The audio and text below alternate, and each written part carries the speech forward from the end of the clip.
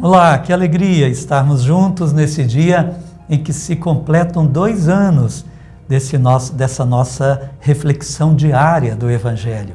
Que bom, tem gente que está desde o começo, que alegria a gente poder estar com a palavra de Deus, que riqueza para nós. O nosso maior tesouro é a palavra de Deus. Que bênçãos traz à nossa vida, que luminosidade coloca em meio às trevas deste mundo.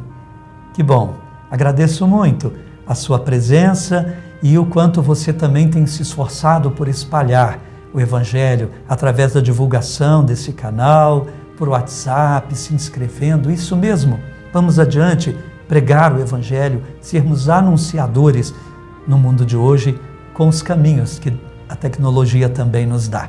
Vamos ao Evangelho desse dia 1º de julho, Mateus capítulo 9, versículos de 1 a 8. Em nome do Pai, do Filho e do Espírito Santo. Amém. Naquele tempo, entrando em um barco, Jesus atravessou para outra margem do lago e foi para a sua cidade. Apresentaram-lhe então um paralítico deitado numa cama. Vendo a fé que eles tinham, Jesus disse ao paralítico: Coragem, filho, os teus pecados estão perdoados. Então alguns mestres da lei pensaram: esse homem está blasfemando?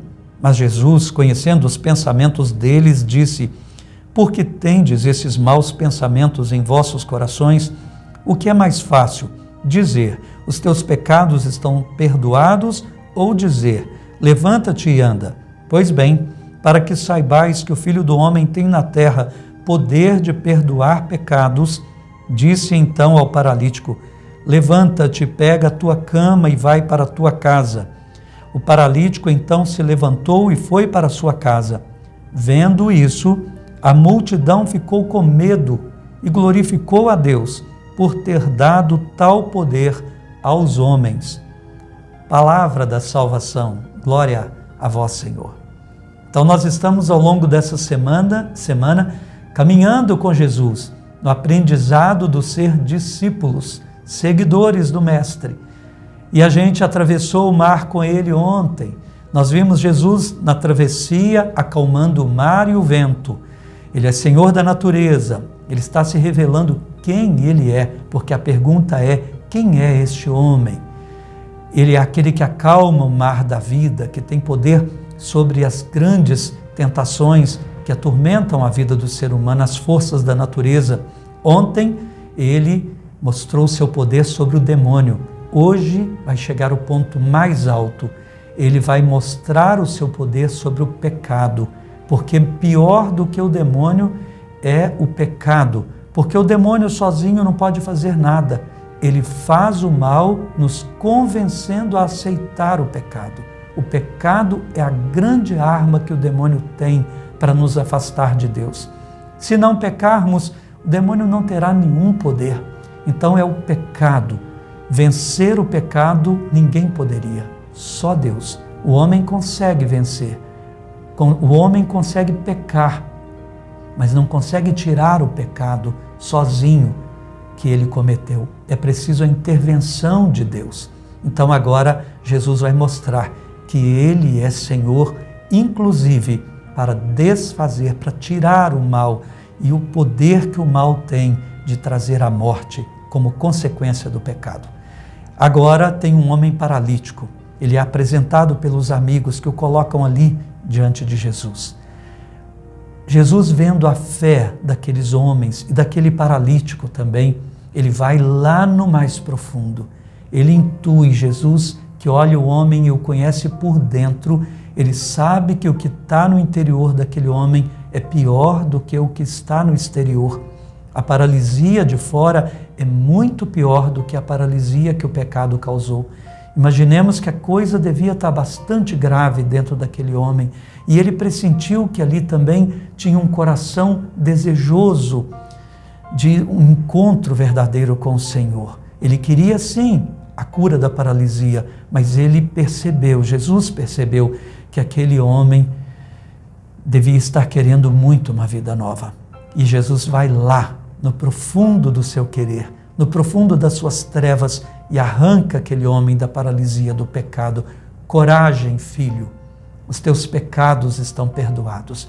Meu Deus, que coisa maravilhosa, quando a gente, arrependidos de termos cometido pecados e sabendo da opressão que aquilo tudo nos causa, que maravilha saber que Deus pode refazer todas as coisas através do seu perdão. Que peso sai da gente quando a gente se arrepende e confessa verdadeiramente dispostos à mudança. Aquele homem experimentou a libertação.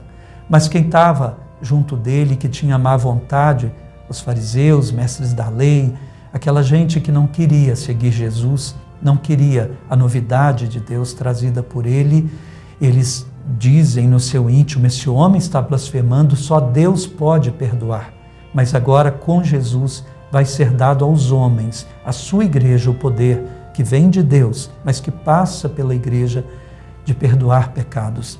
Nesse momento, então, Jesus, para mostrar que ele tinha autoridade sobre o pecado, ele vai confirmar o perdão com um milagre maravilhoso de fora também. Ele diz ao paralítico: levanta-te, para mostrar que os teus pecados estão verdadeiramente perdoados. Como prova, levanta e anda. O homem se levantou e começou a andar. A multidão ficou extasiada. Quem é esse homem? Ficaram com medo. Quando a Bíblia fala que ficaram com medo diante de uma coisa maravilhosa, significa que eles estão admirados. Esse homem é muito mais do que ele parece ser. Será que não é Deus que está conosco? Sim, eles ficaram admirados e ficaram maravilhados porque tal poder foi dado aos homens. A partir de agora, Deus comunica a homens. Comunicar o seu próprio poder a outros homens, libertando-os da pior coisa que pode existir, o pecado, que tem o poder de matar a nossa eternidade, jogando-nos no inferno. Deus, muito obrigado, porque nós temos uma fonte de perdão que o Senhor colocou na tua igreja, vinda do Senhor, que tem a sua origem no Senhor, mas que o Senhor quis que passasse através de homens, também pecadores.